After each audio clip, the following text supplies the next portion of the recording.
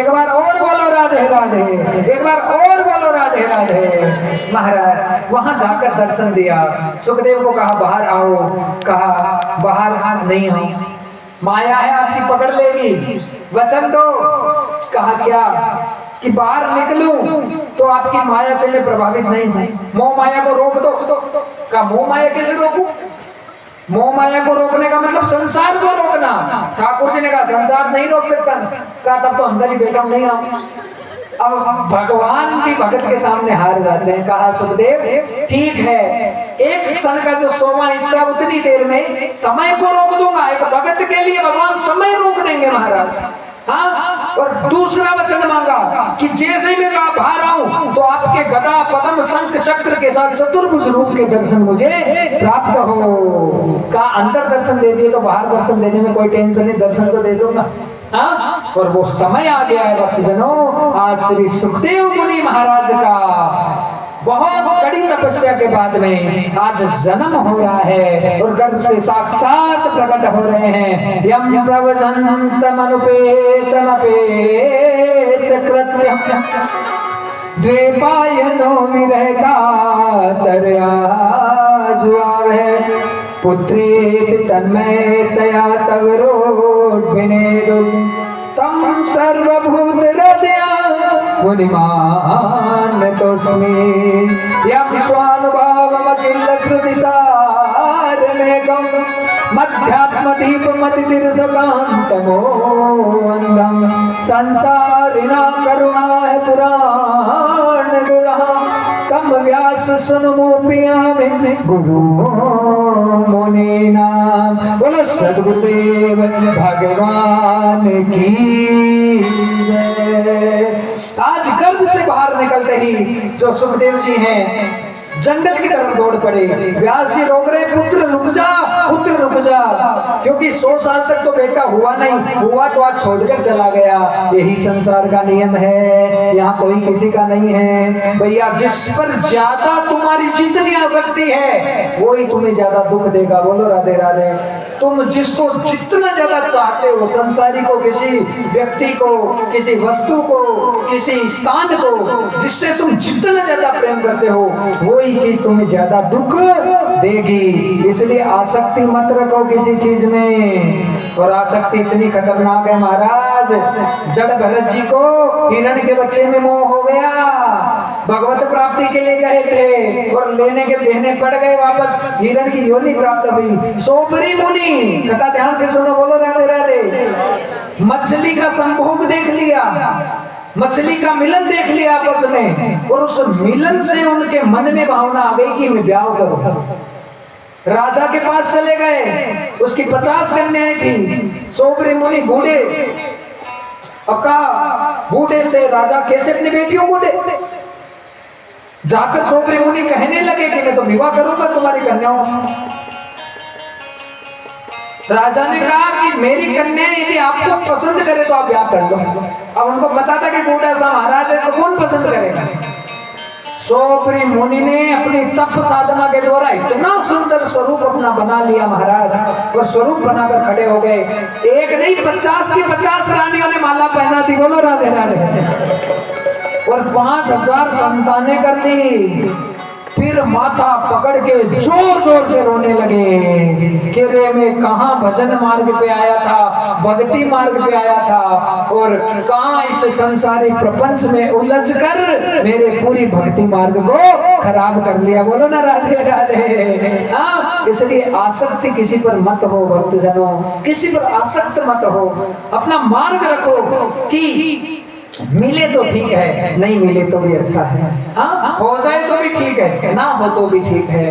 हर हाल में जो प्रसन्न रहता है वही भगवान का सबसे प्यारा होता है। चाहे दुख दे सामरा थारो हो, चाहे सुख दे सा थारो हो, कुचियां रखे बस थारी मर्जी प्रभु, थाने ना छोड़ो, बस ऐसा भाव हो। भक्तजनों, यहाँ पर बड़ी सुंदर लीला हुई। आज व्यास जी महाराज प्रयत्न करे पुत्र रुक जा, लेकिन रुकने का नाम नहीं लिया सुखदेव जी ने। चले गए, और जैसे ही वन में गए, वन में जितने वृक्ष हैं, वृक्षों पर शाखाएं हैं, शाखाओं पर जितनी पत्तियां हैं, सुखदेव जी तो चुप हैं। और सबसे बड़ा धर्म ही होता है मौन। बोलो राधे राधे। योगी केवल 4 घंटे बोलेगा, केवल बस यहाँ संबोधन होगा उसका, उसके बाद उसे कोई मतलब नहीं है दुनियादारी से, अपने कमरे में चला गया, अपने भजन से अपनी भक्ति से मतलब है। हाँ क्यों? क्योंकि मौन ये जीवन की सबसे बड़ी साधना है। हाँ जो चुप हो जाता है ना वो जीत जाता है। और छोटी सी लड़ाई होगी, सासू तो के बहू, मैं बड़ी बहू के सासू, हाँ महाराज दोनों आपस में छुड़ रही है, वह बस जवाब दे रहे हो, और एक यदि चुप हो जाए तो सारा झगड़ा लड़ाई खत्म हो जाए। और जो पी जाती है ना दुख को, संताप को, आप पक्का मान लो ठाकुर जी देख रहे हैं और वो भगवान अपने आप कृपा कर देते हैं। हाँ वो देख रहे हैं, इसलिए मौन है वो सबसे बड़ा साधन है। आज सुखदेव जी नहीं बोले, जितने वृक्ष थे, पत्तियां थी, शाखाएं थी, वो बोलने लगी, पिताजी जिस ग्रस्त रूपी दलदल में आप रह रहे हैं वो आपको ही मुबारक हो। हाँ मैं पहले से ज्ञान और विज्ञान लेके आया हूँ, मैं गृहस्थी में प्रवेश करने वाला नहीं हूँ। अब ध्यान से समझना, एक बार बोलो ना राधे राधे। गृहस्थ जीवन बुरा नहीं है, भक्त सुनो, गृहस्थ तो सबसे बढ़िया है। गृहस्थ से सन्यासियों का काम चल रहा है, गृहस्थ से हाँ कोई महात्माओं का काम चल रहा है। ये गृहस्थी नहीं होते तो महात्मा कथा किसको सुनाते, बोलो राधे। हाँ और हम भी गृहस्थ में हैं, ये शरीर भी गृहस्थ में है, लेकिन जरूरी क्या बात है, गृहस्थ में भी साक्षात भगवान आ जाते हैं। एक बार बोलो ना राधे राधे। क्यों आ जाते हैं? भक्त की भावना को देखकर भगवान तो प्रकट हो जाते हैं। हाँ और नहीं होते तो राजा जनक को देखो कितने महान हुए, जो उनसे बढ़कर कोई गृहस्थी नहीं है, आज तक हुआ भी नहीं, कभी होगा भी नहीं। इतने महान ग्रस्त राजा जनक, लेकिन वो विदेह अवस्था में है, उन्हें देह का कोई भान नहीं। और संत वही है जिसे उन्हें उनकी देह का कोई भान नहीं है, बस वो अपने हाल में, अपने आनंद में है। देखने में आपको लगेगा कि हमारी तरह खा रहे हैं, हमारी तरह बोल रहे हैं, हमारी तरह बतला रहे हैं, लेकिन उनका स्वरूप अलग है, क्योंकि बस वो भाव नहीं रहे कि हम शरीर हैं। हाँ जिसने उस तत्व का बोध थोड़ा सा भी हो जाता है तो भगवान की बड़ी कृपा हो जाती है।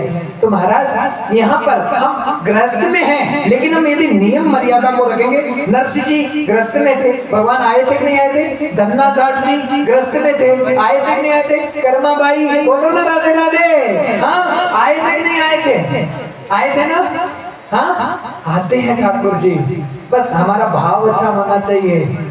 केवल एक निष्ठा हो जाए ना ठाकुर जी के प्रति, एक निष्ठा, चाहे नाम की निष्ठा हो, चाहे रूप की निष्ठा हो, चाहे लीला की निष्ठा हो, चाहे धाम की निष्ठा हो, एक निष्ठा को यदि पकड़ लिया।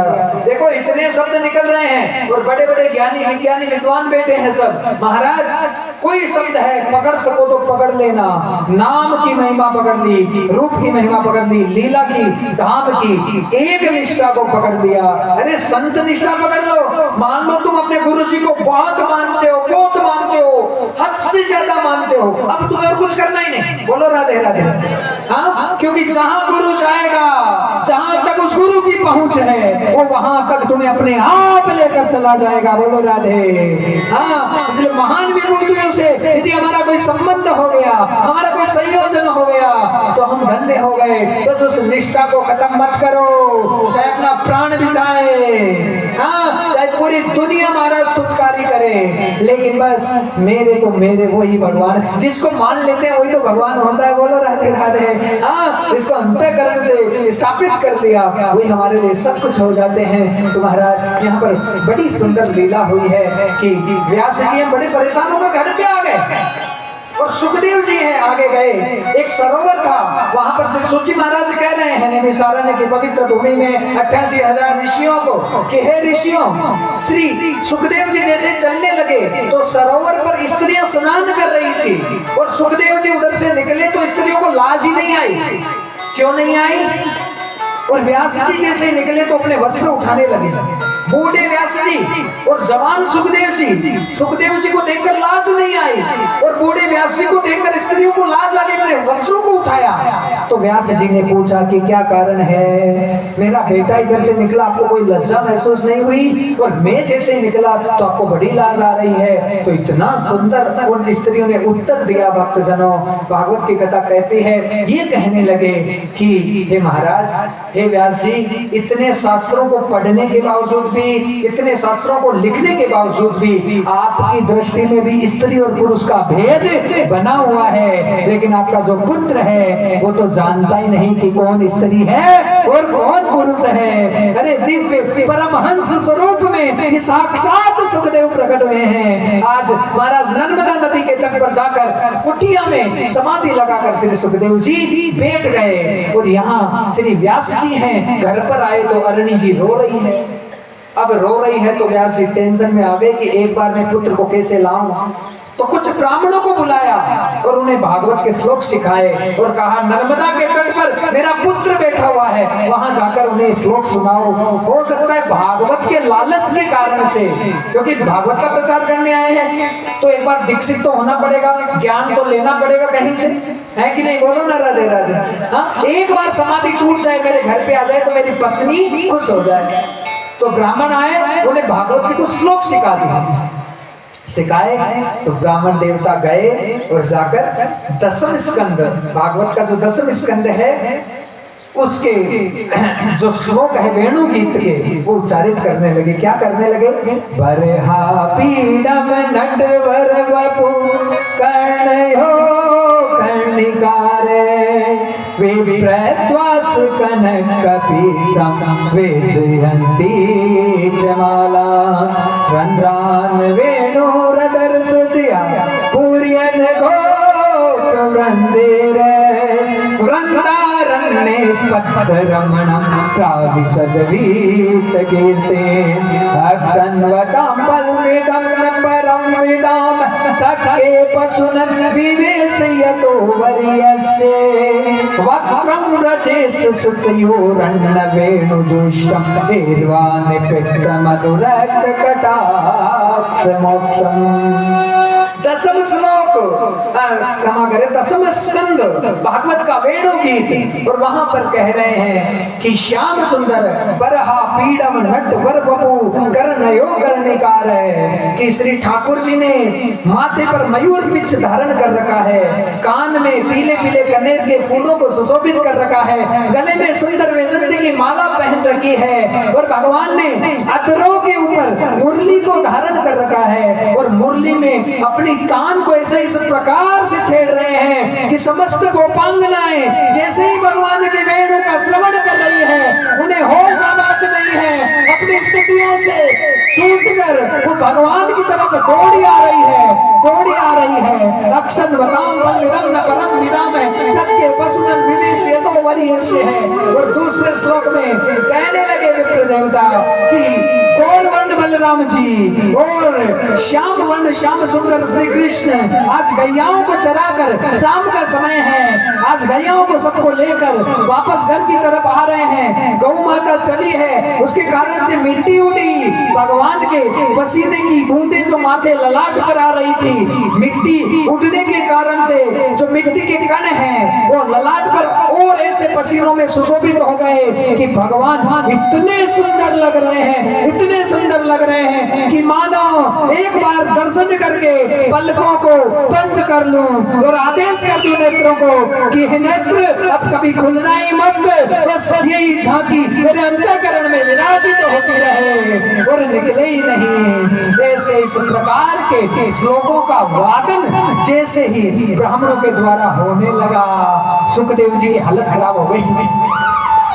हमारा समाधि टूट गई और दौड़े दौड़े बाहर आए। प्राप्तम प्राप्त भवतां तद अमृतम भवान सुता। और पिलाओ और पिलाओ और पिलाओ। पी प्रभु ज्ञान का, पी प्रभु ज्ञान का, पी प्रभु ज्ञान का, पी प्रभु ज्ञान का। जल रे मना, जल रे मना, सत्संग वाली गली तू चल रे मना। सत्संग वाली गली गले माला।